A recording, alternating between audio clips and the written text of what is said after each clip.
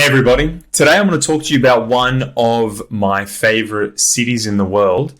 And this is without no exaggeration, really. I've spent time up there, I've invested up there, and for many years I've been calling it as an investment hotspot. Proof of that can be embarrassingly seen here. Newcastle is known by those. This is a video I shot in 2018. This is Newcastle CBD, and for you all out there that don't know Newcastle, where it is, or have no real familiarity, it is, let me just minimize my big face, it is about two and a half hours north of Sydney. So that's Sydney just there, directions to Newcastle, Sydney, depending on how fast you drive, you're basically there 2 hours and 15 minutes. Now, from Central Train Station to Newcastle's Central Train Station, it's a little under 3 hours.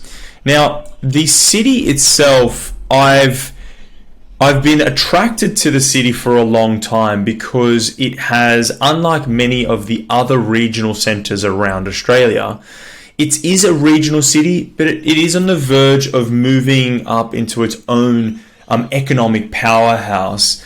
It has one of the largest ports or moving ports in the southern hemisphere. It has a burgeoning education precinct. It is the epicenter for healthcare for the greater New South Wales. And the city has, over time, spent a lot of money in gentrifying itself, reinvesting in the city to create different economic opportunities. They had the V8 supercars join the city, which has brought a lot of tourism, and it is effectively on the Hunter. It is on the doorstep of the Hunter Valley as well. So you've got a lot of agriculture and then tourism, which is here in the Hunter Valley. Now, I like to call the city the Melbourne. It's a Melbourne by the sea. And the reason why I say that is, over time, the population of the city is quite large. It's the seventh largest city in Australia. And you're seeing this city get a growing influx of double income, no kids, students, and sort of pre-retirees moving into the CBD. A lot of those groups have good incomes or good disposable incomes, and that has meant that the retail space within this epicenter has quickly grown, changed, and become very cool. Now, I want to show you some recent data that came from the ABS 7 days ago, basically. And what it says here is that there's a bit of a hollowing which is happening within city centres, particularly in Sydney, particularly in Melbourne. People have been moving to the fringes, but then also moving to regional centres. Now, it's interesting because this has happened because we haven't had a lot of migrants coming into the country, and what we have had is a lot of domestic movements. People from Melbourne have been moving to Brisbane, people from but also moving to the skirts of Melbourne. In Sydney, people have been moving from the CBD centre to the skirts of Sydney, but then also moving an hour to 3 hours away, looking for that sea change, but also looking for that tree change. You know, when COVID kicked in, we saw that people weren't going into the office, and recent studies have come out to say that this is now a systemic thing. I'm working from home. Many of you are working from home. And we either don't plan on going back to the office, or we plan on going back to the office, but more sparingly. Maybe 2 or 3 days a week, or in my case, a couple times a month. Now, the data is saying exactly that. Capital cities are mostly shrinking due to that the local movements, and regional Australia is growing. Now, I want to point to this, because we're talking about Newcastle, let's dive into the data about Newcastle. Now, this is a bit of a heat map talking about what's happening within Sydney. The blue areas are where people are hollowing out, moving from, and then the red areas and orange areas or cream areas are where they're moving to. And as you can see, the north and the south of Sydney are getting a lot of migrants or interstate migrants, people from the cities moving north and south. Now here, there is a big concentration of people moving north. Lake Macquarie got 2,200 people over the past year. Cessnock had another 1,000, nearly 1,800 people. Maitland, 3,000 people. Port Stephens, nearly 1,200 people, and Newcastle 1,500 people. So you've got a big amount of people moving into the northern suburbs, or a couple of hours north of the city, and moving from places like the northern beaches, Hornsby, Ku-ring-gai, Parramatta. It's a hollowing out of our cities, moving to more regional centres. Now, as a property analyst and as a property investor, that just really speaks to me. It says that there are opportunities for us to go and invest in these locations where we have long-term economic development, long-term people movement, but most importantly, it represents opportunities because you can get some really good real estate at affordable prices. Now, we've got this report, this investment report on the Newcastle city. I want to move through it very, very quickly. Some really top level data here. It's Australia's largest regional economy, 7th largest city in Australia with a population of 750,000. Big ticks from a population point of view. You have an economic output of $18.2 billion. And this is really important because a lot of people are typically scared to move to regional centres or invest in regional centres because the employment opportunities are limited, or there's only a couple of things that are driving the economy. In this instance, there are many, many employment opportunities, and you can see here that they've got big companies that have either moved there or operating out of there. Now, this is one slide that I want to draw your attention to, that the top 10 employment sectors are healthcare, education, retail trade, food and accommodation, construction, public administration, professional services, manufacturing, financial services, administration support.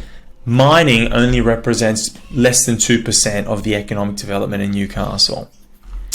Now, the other thing that we always talk about is there is a huge amount of infrastructure being invested. The ports, they recently, not too long ago, about 4 years ago, they leased the port, which then allowed for the government to inject $650 million into the revitalisation of the city. Now, there's a few key areas that they've spent money.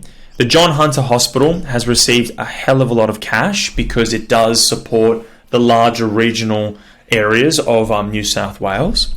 And strategically, Honeysuckle has received a lot of money. I'll show you Honeysuckle before we continue. This is the Honeysuckle foreshore, and I would liken it to, when you go there, it looks a lot like King Street. But this side here, I'll show you what it looks like. It's effectively hard stand surfaces, parking, light industrial, not very nice. Now, they have got plans which I will be able to show you.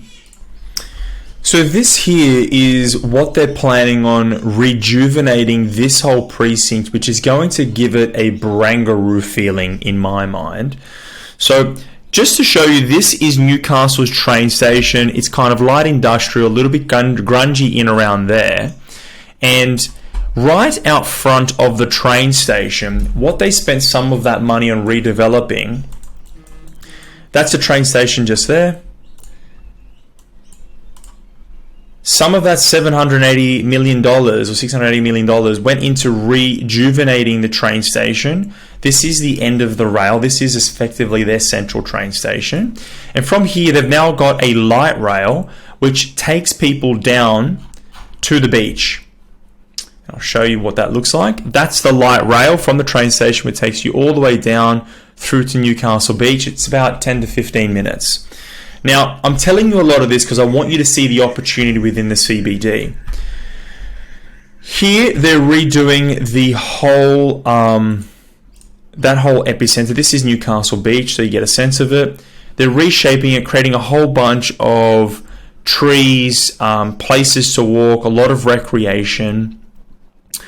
And what they want to do is add some towers, which is here you can see B3 commercial core, which means that they're going to be creating a lot more job opportunities. This is going to be a lot of offices, hotels, entertainment precincts. And the mixed zone means they're going to do a little bit of residential. So here we are. This is the residential. And then on the bottom, there's going to be retail. So let's keep going. Yes, yes, yes. This is what the ports. This is sort of the ports that people go and park their boats.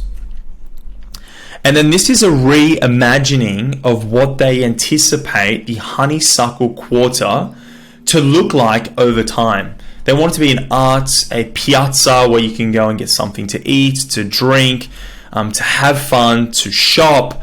So it's going to be a recreational hub.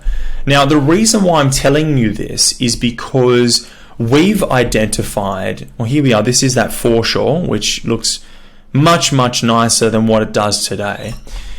The reason I'm telling you this is because we've identified some really good opportunities not far from Honeysuckle.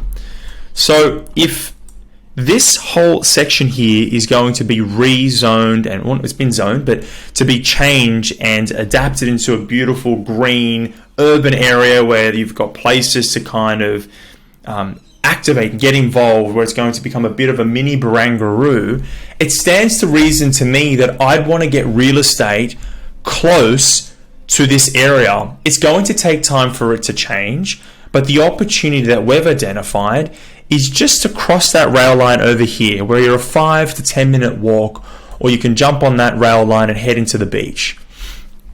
Now, there's one site here that I can show you. It's called the Dairy Farmers. Now, the Dairy Farmers, they call it the Dairy Farmers because they're doing an adaptive reuse, the developer called Third Eye, and they're taking out this building where they used to be able to bottle milk in this building. I'll show you that now. It is here.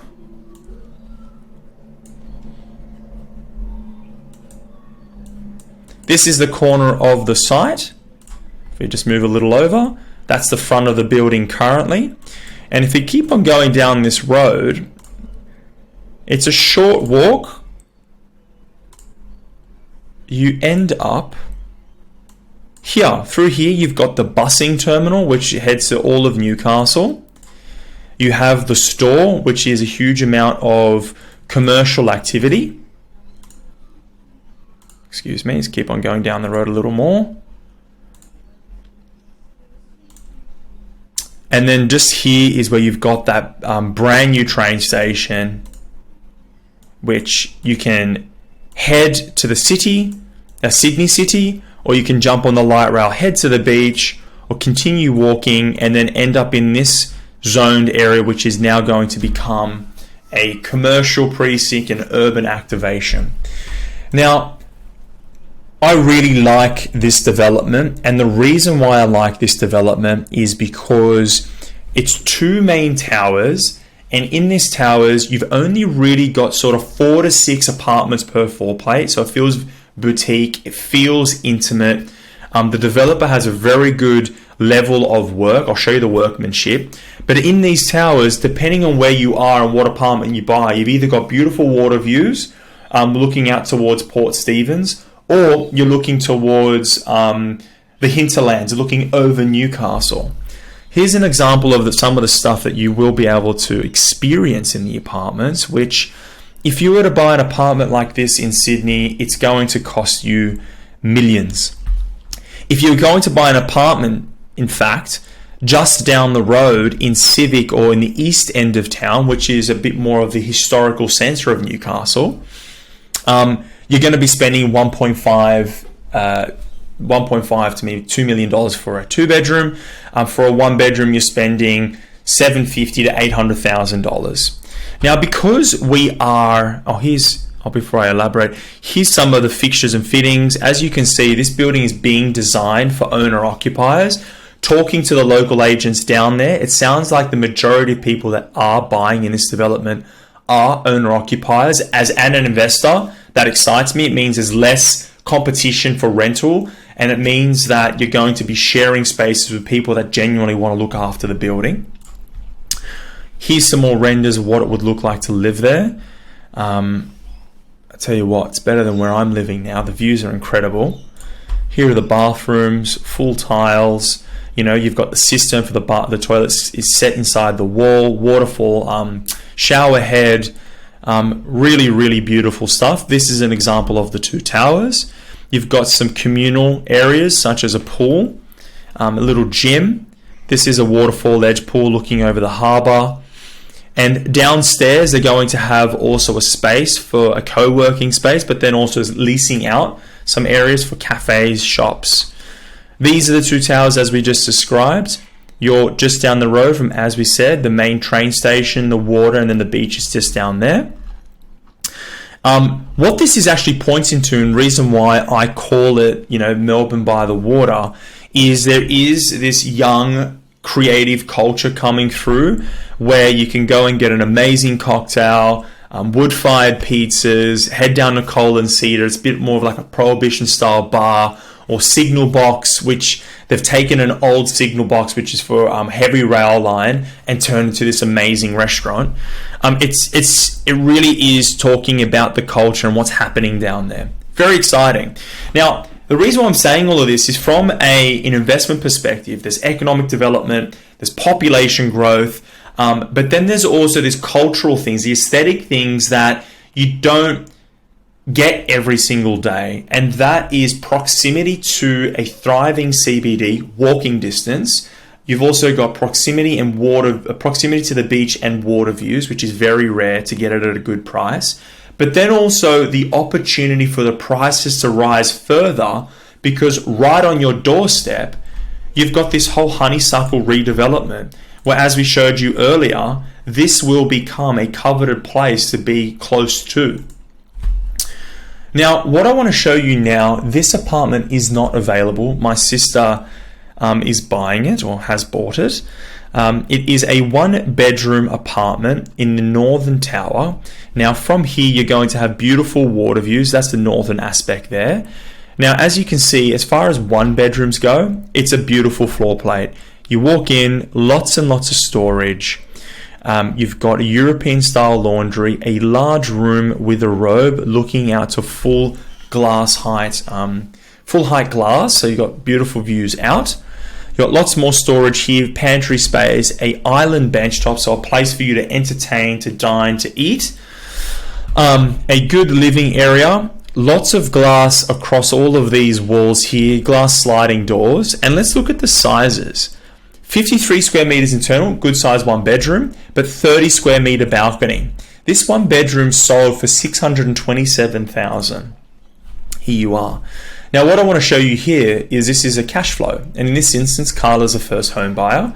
So she pays no stamp duty. If you're paying stamp duty, she saved here $23,000 saved.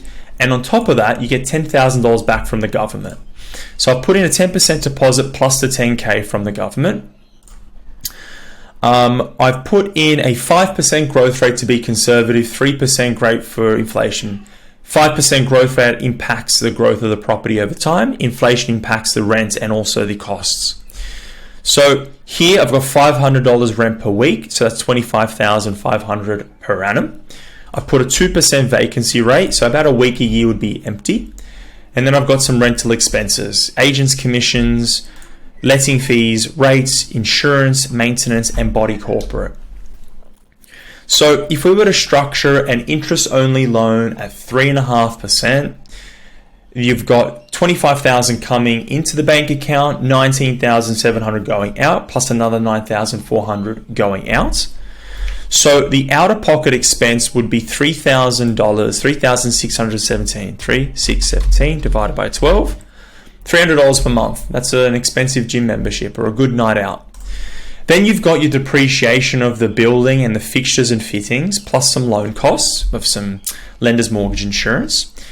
So you've got, in this instance, $40,000 worth of deductions. The paper part, which is your interest and your expenses. The paper part is depreciation of fittings, and then your cash part, which is the interest and expenses. So in this instance, on a $90,000 income, Carla would then get $5,600 and $681 back as a tax return. So this beautiful one-bedroom apartment in the centre of Newcastle, not far from the train station, water views, getting all the government grants, she would be making $2,000 per annum.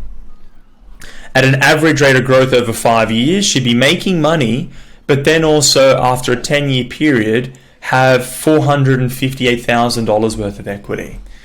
Now, good cash flow, takes advantage of the grants. You're in the center of town. You've got redevelopment on your doorstep. You've got a strong population, a lot of economic development. It really does tick all the boxes for me. If you've got any questions, let me know. We have a few one-bedroom apartments that are available. We work very closely with the developer. And there's a number of really good two-bedroom apartments which range from about $600,000 or $750,000 up to $1.2 million. Now, the investor stock, I think there's some really good ones sub 800K or just a little above 800,000. If you want to know more, reach out to myself or the team. We'd love to field your questions and talk about Newcastle.